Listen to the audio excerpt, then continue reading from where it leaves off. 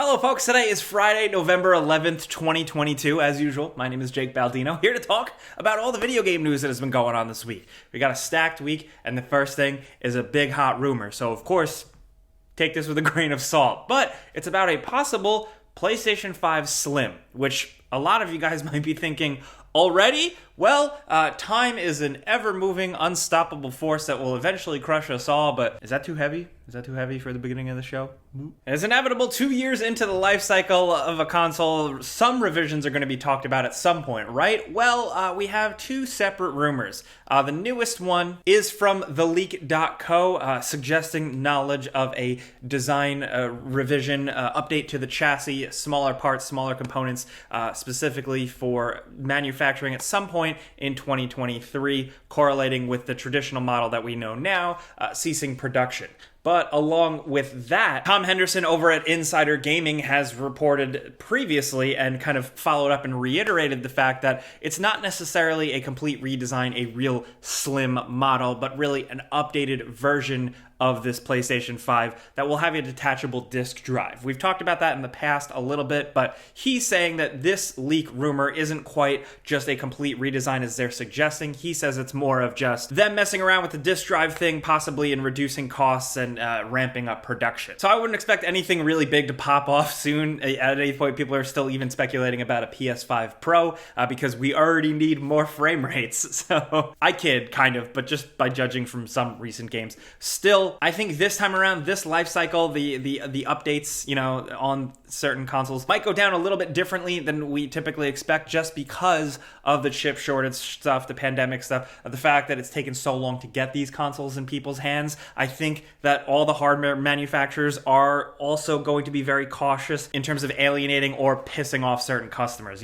That's where that's at, though. So if you want to read up on it, everything I'll talk about, all the news and stuff will be linked in the description down below, as usual. But unfortunately, we got some bummer news. Project Cars, the series, is canceled. Yep. Kind of coming out of left field. A lot of people didn't realize that the series has more recently been owned by EA, and EA, of course, has done what EA does. They haven't done it in a while, but they have shut them down. They've decided that it's not the direction that they want to go in, and future Project Cars stuff is shelved. Project Cars did live a pretty long life, had some pretty cool community behind it, kind of actually started as like a grassroots thing before it blew up into more games, so rest in peace. At least the games are still out there. You can still access them and play them and enjoy them as a racing game fan.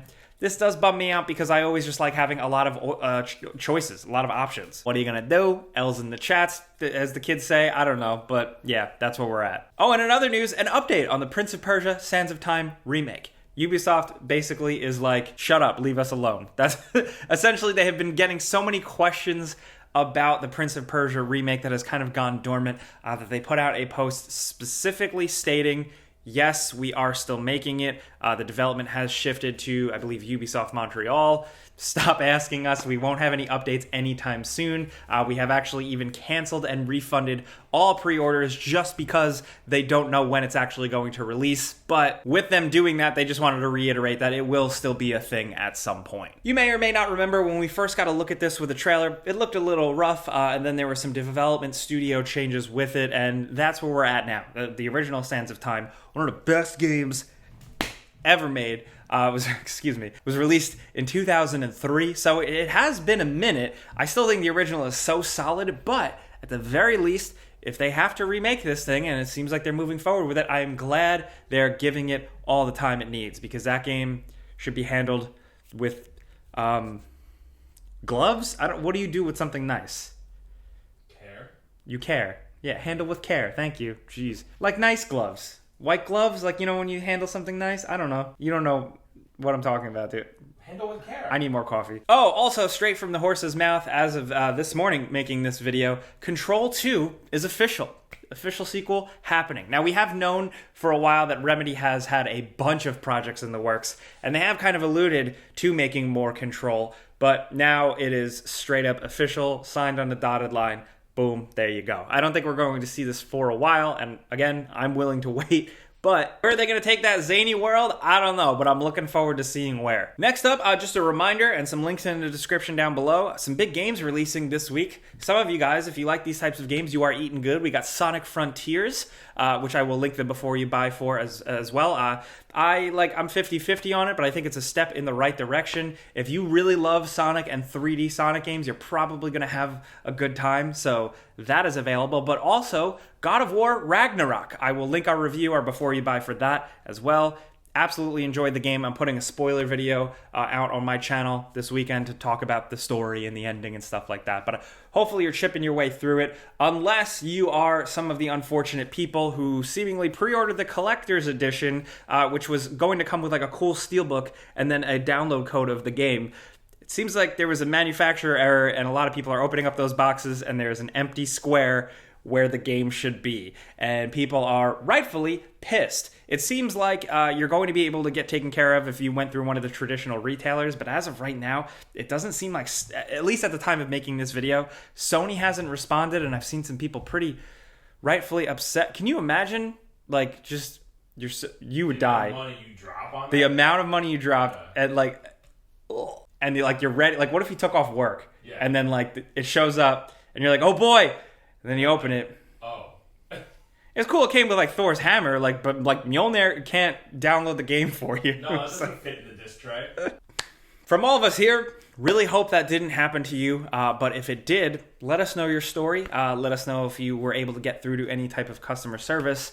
Because yeesh, man. Also, because I'm a weirdo, and I have to mention it, Vampire Survivors, the game on PC that I have been addicted to for months, this little $5 fun game, is now on Xbox. So if you are on Xbox and you have Game Pass or something like that, you can hop on it. It's cheap, it's fun, it's addictive. Be warned. Hey, next up, big thanks to NordVPN for sponsoring this video. Now, if you're new to this channel, you should know that NordVPN is our go-to. We set it up on all our machines and devices here for online security. You know, with scams, phishing, malware, password attacks, there's new tricks all the time. So really, it pays to be safe online, especially if you're like me and you're online all day. You're going to want some of these features. And with NordVPN, all of your data stays safe behind a wall of next-generation encryption, and we just love that NordVPN has a strict no-logs policy. So your private data isn't collected or shared or sold. But with that, there's their threat protection feature. You'll get ultimate protection from stuff I mentioned earlier, you know, malicious websites, malware, trackers, intrusive ads, even when you're not connected to their VPN servers. It stays on and works regardless of connection to protect you and improve your cybersecurity. And from protecting yourself to using servers across 59 different countries to get access to more content, using it just rules. So if you've been waiting to get a VPN, now is definitely the time. Right now, you can get a 2-year plan at a huge discount and an additional 4 months free when you go to nordvpn.com/gameranx. It's risk-free with Nord's 30-day money-back guarantee, so check it out, maybe get it as a gift for someone. Once again, that's nordvpn.com/gameranx, and thanks again for them for sponsoring this video. Also, I did link something very interesting, kind of the other side of the story to some issues with Doom Eternal, a kerfuffle around the soundtrack, the official soundtrack, the music, specifically around Mick Gordon. id Software's Marty Stratton and them like made a post on Reddit back in the day. There was like a little controversy a little bit after the game's release, but now, after all this time, famous composer of Doom and Doom Eternal, Mick Gordon, has released his side of the story with some timestamps, a lot of detailed information, and we don't usually do this type of stuff. You know, you'll notice we didn't really cover too much of like the Bayonetta voice actor story because it's like people saying things, but there is a worrying thing here. It definitely does seem like it maybe not Bethesda proper, but specifically with id Software and upper management, there were some issues with how a lot of Doom Eternal was planned out and scheduled, and Mick Gordon's side of the story is pretty compelling, but I will link it all in the description down below for you guys. It definitely needs some light shed on it, so yeah. Oh, and then something cool that just had kind of been rotating around the internet is concept art. An artist, a pixel artist, who will be linked in the description below, pitched a 2D Dark Souls 3 style game to Bandai Namco about 6 years ago, and now the NDA, or like the legal agreements, expired, and he was able to share one of his prototype images for it, and it looks so sick. Here's what you could have had, but Bandai Namco didn't want to go along with it. That being said, we have had plenty of other games in that art style inspired by Dark Souls and From Software games, so at least there's that. But an official one from Dark Souls with like Miyazaki-style monster designs and stuff would have been sick. Anyway, that's life though, looking back on a lot of like what was or what could have been. This is a heavy episode. I'm sorry. It's only going to get worse. If you were looking for a little bit of an update on the Grand Theft Auto 6 leaks, that seemingly came and went. They seemed like the biggest, most monumental leak ever, and then that was it. Wasn't that crazy? Well, TakeTwo, the owners, publishers of Rockstar Games, have come out and kind of once again reiterated that this does not affect development or it hasn't slowed anything down at all. And also, despite the attack, the hack, the leak, whatever, seeming so malicious, they have confirmed that there's no evidence that any material assets were taken. This is reported by VGC, reporting a Take-Two interactive earnings call stuff. Also, in some cool news, John Wick and video games might be more of a thing. A lot of people have been begging that for a while, and it seems like the people behind the films, Lionsgate, that company, is aware of that. And apparently they are shopping around and hearing pitches for a like big, large-scale John Wick game. John Wick Hex was pretty fun, but that was a smaller experience. I want to press a button to like kill a man 50 times with a pencil and a pistol. The quote during an investor's earnings call with Lionsgate executives said they are fielding proposals for a big video game, and he says, I don't want to get ahead of myself here, but we believe there is a big AAA game to be made out of John Wick. We have been fielding proposals. We certainly are interested in moving that forward, but I don't want to say anything more about that at this time. Now, John Wick as a brand for a while now has desperately been trying to grow and become a crazier thing, and there's like side stories in the works and like, you know, just kind of building out that world. I like John Wick very simply for what it started as, a man who is very cool and does cool murders because he's mad that his dog died, and he drives a cool car, and also he's Keanu Reeves. So basically, that's all I want in a game. I would love a very straightforward cinematic action John Wick game, or something like Sifu, but with guns. Also, the big question is, like, they have to do it on John Wick himself, right? Like, they're not going to try and do a Continental or like a world-building thing. It's got to be John. It would be really cool if they did old John Wick, like the legend John Wick, and they like younged up Keanu Reeves and kind of like you got to see John Wick at the peak of his career and not necessarily on the run. Am I talking too much about John Wick? Probably, but who doesn't love Keanu Reeves? And at this point, he's got some experience under his belt with Cyberpunk 2077, so anything could happen, really. I'm going to need a gun. And in more video game entertainment news, it's worth pointing out that this week Netflix has officially announced that they're doing Gears of War. They have announced a full feature-length film in the works as well as an animated series. When I hear that, I very much think Netflix should learn how they've been doing things. The Resident Evil live-action thing, not so great, but then animated stuff, very awesome. Cyberpunk Edgerunners, Castlevania, that stuff is really cool. So while I'm open to a Gears of War, feature, like full action movie thing, they've been trying to get one of those made forever.